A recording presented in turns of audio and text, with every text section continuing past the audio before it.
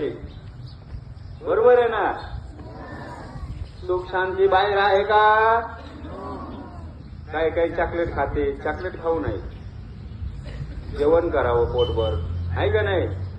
सकाळी दूध घ्यायचं, चहा न घेता पौष्टिक आहार घेतला पाहिजे. डिंक लाडू, खारी खोबरं, असं फळं भाज्या, असं सात्विक खाल्लं पाहिजे. त्याच्यामुळे आरोग्य चांगलं राहील, आपलं आयुष्य वाढेल. बरोबर आहे ना?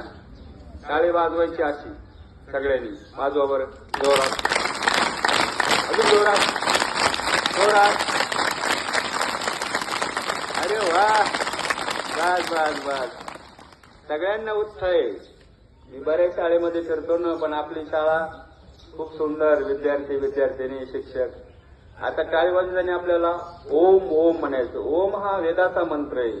संत ज्ञानेश्वर महाराजांनी ओम पासून ज्ञानेश्वरीला सुरुवात केलेली, म्हणून ओम म्हणून टाळी वाजवूया. ओम ओम ओम ओम ओम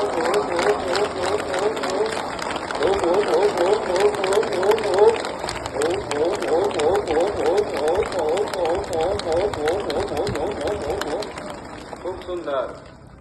ओमचा वेदाचा मंत्र उच्चार होतो, आपलं आरोग्य चांगलं राहतं, वातावरण चांगलं होतं ओमच्या उच्चारामुळं. आणि आपल्या चेहऱ्याची मालिश होती. आपला चेहरा एकदम प्रसन्न दिसतो. कसा दिसतो? मनाला नेहमी प्रसन्न ठेवायचं. त्यासाठी योगा करायचा, देवाचं नामस्मरण. सगळ्यांना फुलं आवडतं का? गुलाबाचं फूल, कुठलंही फुल असं फुललेलं असेल ना, सगळ्यांना पाहावं वाटतं, घ्यावं वाटतं. बरोबर आहे ना? तसं फुलासारखं प्रसन्न राहायचं. नाराज राहायचं, रडत बसायचं. लहान लहान पोरं लय बी आई वडिला लय बेजार करतेस. त्रास द्यायचा नाही बरं का? आईला, वडिलाला, आजी आजोबांना कोणाला त्रास द्यायचा नाही. वर्गामध्ये सुद्धा टीचरला त्रास द्यायचा नाही. आता आपल्याला आहे ना प्राणायाम बघा. भस्त्रिका प्राणायाम 1 नंबर, नंतर 2 नंबर कपालभाती, 3 नंबर अनुलोम विलोम. आता आपण ओंकार केला. ओंकारामुळे एकाग्रता वाढते आणि आपला कंठ सुधारतो. आपला आवाज गोड आणि मधुर असावा. इकडचे विद्यार्थी आहे ना, असं तोंड करा, असं माझ्याकडे फिरतं, असं बसा, म्हणजे तुमच्या मानेवर ताण येणार नाही. तुम्ही नाही का पाहू तिकडं?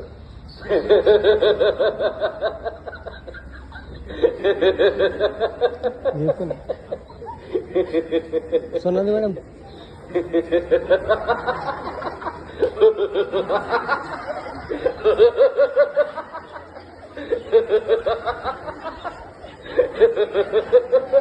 असं दाखवा बरं माझ्यासारखं. खळखळून हसलं पाहिजे माणसाने. रोज 2 मिनिटं हसा.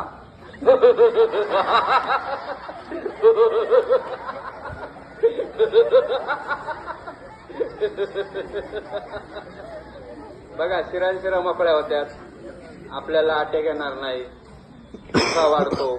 आता आपल्याला प्राणायाम करायचे. ताठ बसा, डोळे बंद, आलात, ताठ बसायचं. भस्त्रिका प्राणायाम खूप सोपा आहे. फक्त लंबा श्वास घ्यायचा आणि लंबा बाहेर सोडायचा. 1 मिनिट थांबा. ज्यावेळेस तुम्ही म्हणेन तुम्हाला श्वास घ्या, त्यावेळेस हळूहळू पूर्णपणे श्वास घ्यायचा. घेतलेला श्वास आपल्या फुफ्सामध्ये भरला जातो आणि पुन्हा परत बाहेर सोडायचा. त्याच्यामुळे आपले फुफ्फुस चांगले राहते. होणारे आजार, चक्कर येणं, अटॅक येणं, पॅरलिस होणं, असे प्रकार होणार नाही. त्यासाठी ताठ बसा, लक्ष श्वासावर द्या. एक दीर्घ श्वास हळूहळू घ्या, हळूहळू श्वासाला बाहेर सोडा. एक दीर्घ श्वास आत, दीर्घ श्वास बाहेर. एक दीर्घ श्वास आत, दीर्घ श्वास बाहेर. दीर्घ श्वास आत, बाहेर. खूप छान करता. दीर्घ श्वास आत, दीर्घ श्वास बाहेर. एक दीर्घ श्वास आत, बाहेर. दीर्घ श्वास आत, बाहेर. एक दीर्घ श्वास आत बाहेर. 2 मिनिटं थांबायचे, डोळे बंद, ताट बसायचं. आता आपण जे बाहेरचं सुद्धा हवा घेतो ना, जे आपल्याला ज्ञान होतं, स्मरणशक्ती वाढते. आणि जेव्हा पूर्ण श्वास सोडतो ना बाहेर, तेव्हा मनातले विकार सगळे निघून जाते. आपलं पाप सुद्धा निघून जात असतं. प्राणायाम केल्यावर आपलं मन शुद्ध होत असतं. म्हणून दत्तात्रय प्रभू योग साधना करायचे.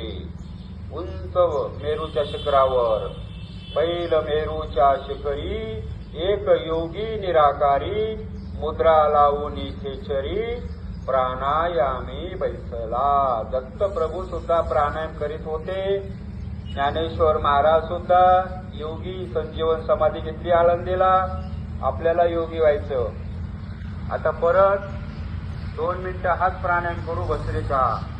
एक दीर्घ श्वास घ्या, हळूहळू श्वासाला बाहेर, श्वास आत बाहेर, थोडं जलद, श्वास आत बाहेर, श्वास आत बाहेर, श्वास आत बाहेर, विश्राम.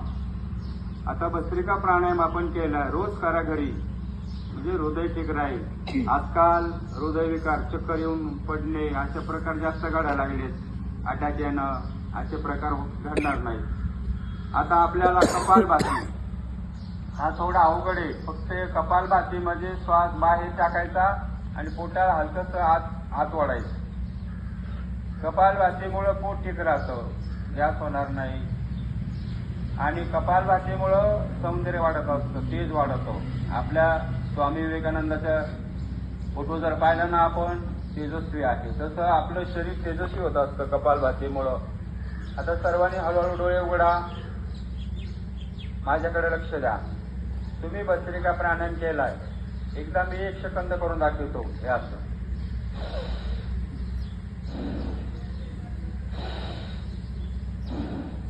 आले सगळ्यांच्या लक्षात? हे लहान बाळ पण हुशार आहेत बरं का. लहान बाळ कसे येत हुशार आहेत. मोठं पोरं त्यांच्या वाटत जातं, त्यांच्या वाटत जायचं जाऊ नका. हा बाळांनो, हुशार आहे तुम्ही,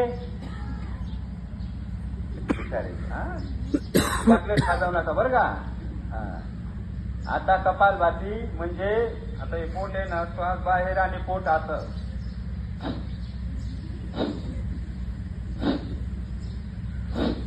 कपालभातीमध्ये फक्त श्वास बाहेर टाकीत राहायचं आणि पोट आत घ्यायचं.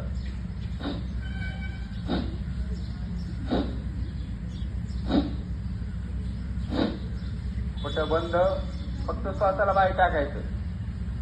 करा प्रयत्नांचे परमेश्वरी. कपालभाती प्राणायाम करा, पोट ठीक राहील.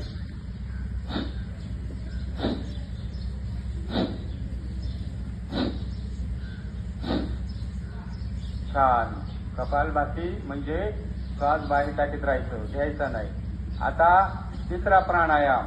प्रत्येक प्राणायामाचे फायदे वेगवेगळे आहेत. आता अनुलोम विलोम प्राणायाम केला ना, त्याच्यामुळे डोकं शांत राहतं, राग येणार नाही, स्मरणशक्ती वाढेल. तुम्हाला परीक्षेमध्ये प्रश्नपत्रिका आली की प्रश्न वाचला की लगेच उत्तर आठवण. प्रश्नाचं उत्तर तो